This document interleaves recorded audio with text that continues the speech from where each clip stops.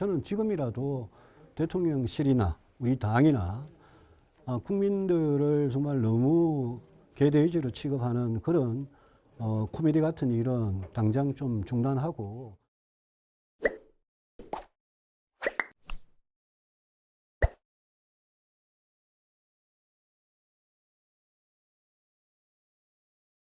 대구 경북에서 1위 했다니까 그게 제일 반갑고요. 전당대회 출마는 뭐 생각 전혀 안 해왔습니다. 예. 그리고 뭐 그에 대해서는 정해진 게 전혀 없고요.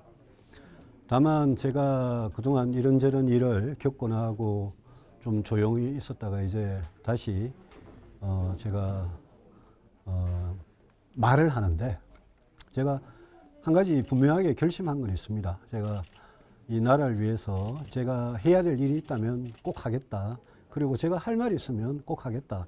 그거 하나는 분명하고 전당대회 출마 여부는 그거는 아직 정해진 게 없습니다.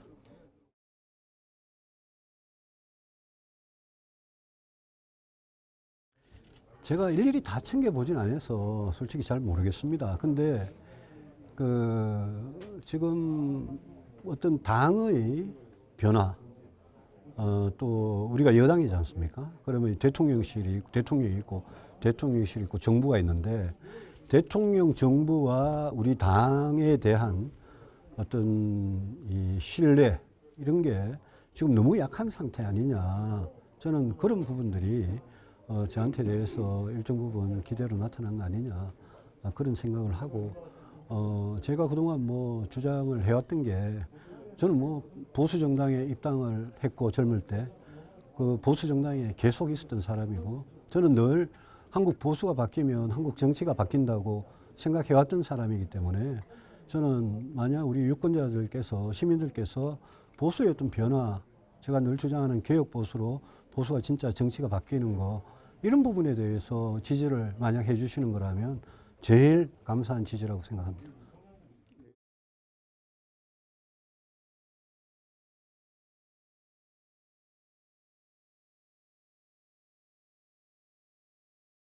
다음 달인가요? 네, 다음 10월 달 6일. 6일 예. 그런 상황인데 1년의 이 사태에 대해서 좀 어떻게 보고 계신지요? 이 이준석 대표 사태는 저는 처음부터 잘못되었다고 생각합니다. 저는 윤핵관들 또 윤리위 그 사람들이 무리하게 징계를 하고 어떤 한 정치인을 제거하려고 하다가 이렇게 이까지 왔다고 생각하고 그 사람들이 그러니까 그 배후에 대통령이 있는 거 아니냐 이런 의심을 받는 그런 지경까지 왔습니다. 이준석 대표 성상납 의혹 이 사건이 처음 어떤 유튜브에 나온 게 작년 12월입니다. 지난해 12월이면 대선 전이거든요. 만약 지난해 12월에 성상납 의혹이 나왔을 때 그때 진짜 문제가 있었다고 생각했으면 그 국민의힘 대표로 적합하지 않다고 그때 판단했으면 그때 정리를 했어야지. 그때는 정리 안 하고 있다가 대선 때 지방선거 때 실컷 이용해 먹고 이제 와가지고 제거를 하려고 그러니까 이게 얼마나 무리한 일이냐 그런 생각이 듭니다. 문제가 바뀐 거는 전혀 없었습니다. 9년 전에 무슨 사건의 의혹에 대해서 대선 전에는 그게 문제가 안 되고 대선 후에는 똑같은 게 그럼 문제가 되고 도대체 그런 게 어디 있습니까? 그러니까 이게 도대체 국민들이 보기에 상식적으로 안 맞는 그런 무리한 징계를 하다가 결국 법원까지 가고 이렇게 난리를 치고 있지 않습니까? 그래서 저는 이 문제는 윤리위가 만약 양두구역이라는 그 네 글자 가지고 윤리위가 이준석 대표를 또 추가로 뭐 제명을 하거나 탈당 권유를 하거나 또 징계를 추가로 한다면 그러면 세상 사람들이 웃지 않겠습니까? 지금 뭐 예? 그 무슨 대통령 막말 가지고 온 나라가 이렇게 시끄러운데 그럼 대통령 막말은 괜찮고 사자성어는 안 되는 거냐 이렇게 되기 때문에 저는 이 문제는 이 윤리위가 추가 징계를 하는 거는 너무나 코미디 같은 일이다. 그 다음에 그 지금 법원에 2차 가처분이 기다리고 있는데 만약 법원이 2차 가처분에서도 또다시 이 대표 쪽 주장을 그대로 인용을 한다면 그러면 저는 이 문제는 더 이상 법원에 갖고 가서 이렇게 중요한 시간을 허비할 일이 아니다라고 생각하고 그때 되면 대통령이고 당이고 나서가지고 이 대표하고 정말 어떤 정치적인 해결책을 이제는 찾는 게 맞다 그런 생각을 합니다.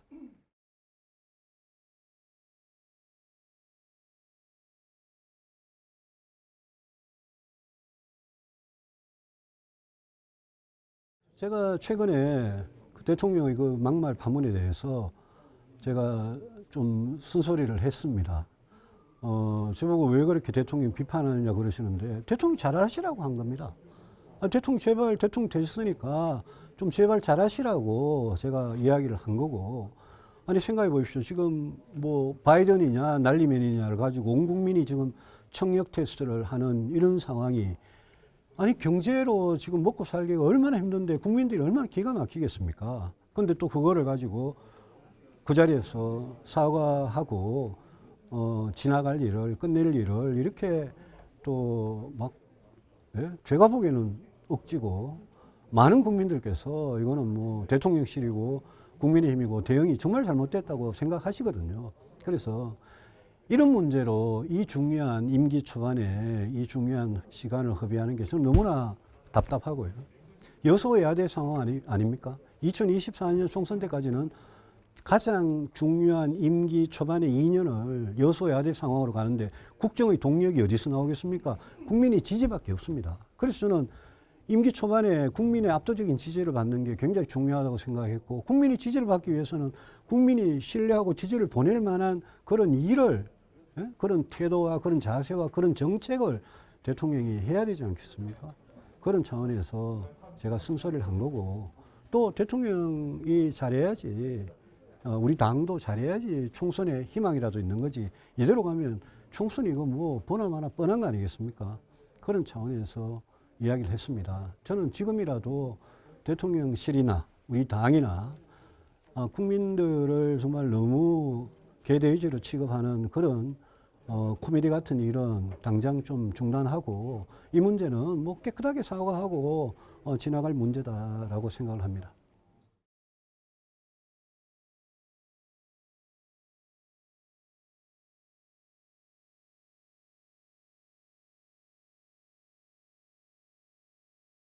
근데 저는 모든 일을 따질 때 좀 이렇게 시시비비를 확실하게 가리는 게 중요하다고 생각합니다.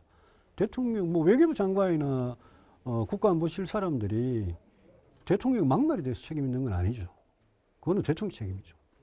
근데 이제 한미 정상회담이나 또 한일 정상회담이나 여러 가지 그동안 뭐 꼭 정상회담이 아니더라도 우리 외교 라인이 보여준 어떤 무능, 혼란, 우왕좌왕 이런 부분은 저는 뭐 제가 민주당하고 똑같이 당장 바꾸라라고 주장하기보다 이거는 정말 심기일전을 해가지고 이분들이 정말 이제까지 했던 그런 실수를 다시는 되풀이 안 해야 된다. 그런 점에서 저는 뭐 대통령께서 이 문제에 대해서 좀 정말 진지하게 생각을 해보시고 앞으로는 해외 나가시면 꼭 좀 플러스가 되는 그런 외교를 해줬으면 좋겠습니다.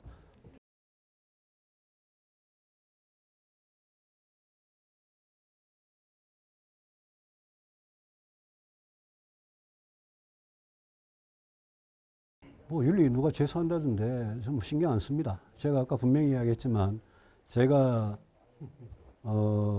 나라를 위해서 제가 할 일을 꼭 하고 할 말을 꼭 하겠다라는 결심이 단단해졌고 또 제가 그동안 굉장히 어려움을 많이 겪으면서 제 스스로 저는 굉장히 강인해졌다고 생각을 합니다. 저는 뭐 잡초 같은 그런 끈질긴 생명력을 갖게 됐다고 생각하고 제가 옳다고 생각하는 거는 전 누구 앞에서도 두려움 없이 다 말하고 행동하고 앞으로 저희 정치도 정말 나라가 잘 되기 위해서는 저는 뭐라도 하겠다는 그런 심정으로 정치를 해 나가겠습니다.